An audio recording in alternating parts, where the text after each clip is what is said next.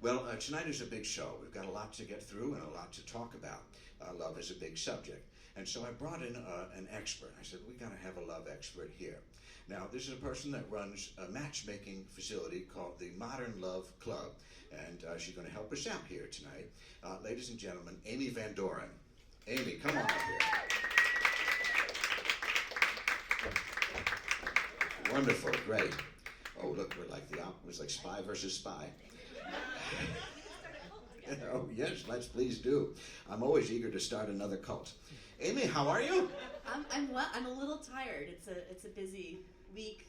This is the season. This is the season, isn't it? Yeah. And let me ask you this: do you recommend turtleneck on a first date, or that's something you build up to? I personally am a big advocate for wearing turtlenecks because I don't like to have a cold neck. Yeah. I have noticed that some of my male clients lack the imagination of knowing all the sexy that's behind the turtleneck. Yeah. And so that's what it is. It's a reveal, isn't it? You get to reveal it. You gotta earn the neck. That's right. That's right. Yeah. Over the course of the evening, you might see my Adam's apple. You can bend it, you know. I know. Yeah. It's like Poland after the war, seeing ankles. Anyhow,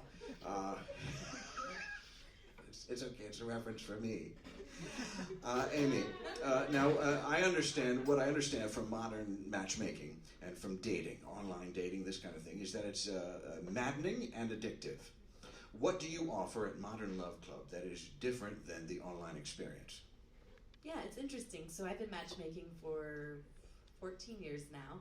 I've interviewed over 10,000 single people, and I thought when the online dating stuff started to take off that maybe people would have this free alternative to a matchmaker, which is very expensive, and that my job I could go back to doing whatever durational performance art stuff that I was doing before being a matchmaker. Naturally. And I just kept waiting for my job to go away, and in fact, it's gotten a lot busier. Yeah. Because everyone is, like, people are coming in, and I can't quit, like, because, like, people need me. Like, people are coming into the office, like they've, gone through some terrible thing, like their eye, like the light has gone out of people's eyes. Yeah. And everyone's kind of going in mass through a particular kind of burnout. And, online dating is working for a small sect of people, but anyone who kind of deviates from the norm is kind of being ignored. And it's kind of just turning us all into judgmental, horrible, superficial assholes. Some of us. Some of us, yeah. Well, see, my experience, this isn't necessarily online dating, but this was an early experience with matchmaking. In high school, we had to write down our likes and our dislikes. And then that was put on a piece of paper, which was fed into some kind of, what I want to say, supercomputer. Yeah. And then you would hear that beep, bork, boop, which was just the guidance counselor making noises. You think, what are you doing? And then it spat out a thing, and you had to rip off the paper, the sides of the paper, and you'd read it, and it would be a list of names of people in the high school who you were matched with. And you'd look at it and you think, Randy Caswell, really? My arch nemesis? It would be names that you didn't, that's her actual name. But, but you just thought, well, this is bunk. Do you use a computer at work? I don't. Really? I don't use it. I try not to use a computer in general. Wow. But my assistant uses a computer a lot. Okay. So she does all the emails and the texting and all that. And I have 10,000 pieces of paper. That's how you do it? I use paper, yeah. Yeah. And I kind of move my papers around. Is there an electrical charge that you feel when you're doing that? Is it no, about I just read my notes. Okay. And then it's terrible, but I was like, I got to do something with all this paper. So I started putting all the women and men into binders, and so now I have binders of men and women. Okay. Like Mitt Romney. Like I'm a lot like Mitt Romney. Yeah. Yeah. We have a lot of oh, he's great. Yeah. No, he's great. And do you have to be born into matchmaking, or is it something you can pick up? So actually, next month we have our big Matchmakers conference, and so I'm friends with a lot of matchmakers. Yeah. Although we don't really have much in common, but there's a couple people that are like, second and third generation matchmakers. But you don't have to. Anyone could be a matchmaker. Where does the conference take place? Are you allowed to say? There's one in New York. Okay. We have another one on a cruise ship. Nope. Yeah. That's not for me. Did you see the trauma just pass through my eye? You have to go to that one?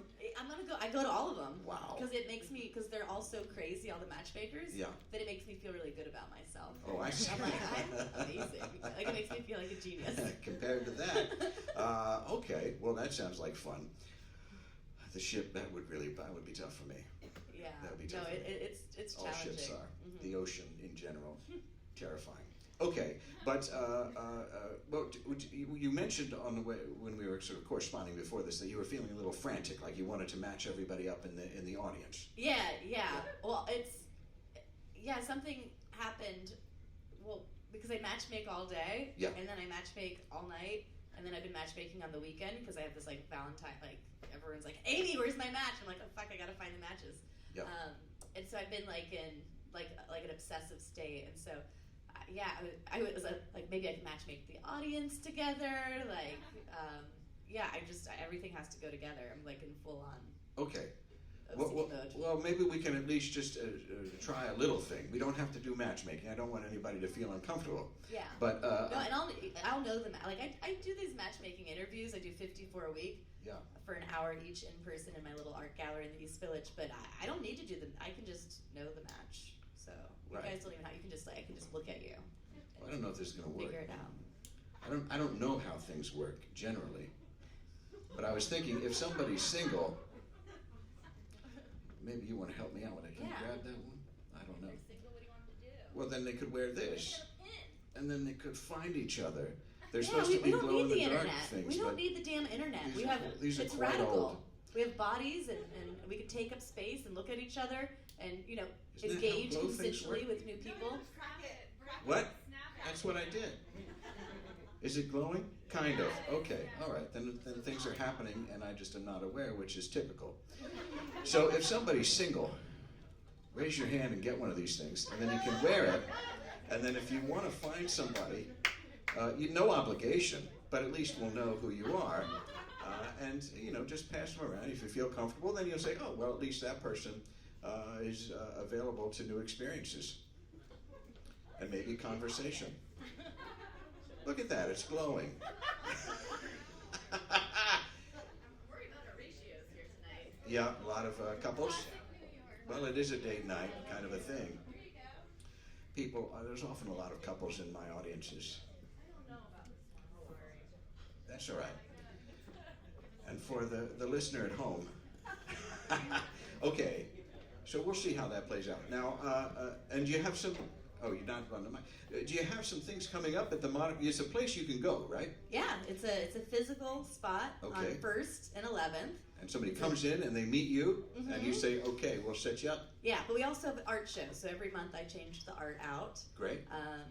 The show that we have up is closing on Saturday. If you guys want to come, we're having a free talk with the up-and-coming artist Bertie Hall, who I think is America's next great feminist painter. Terrific.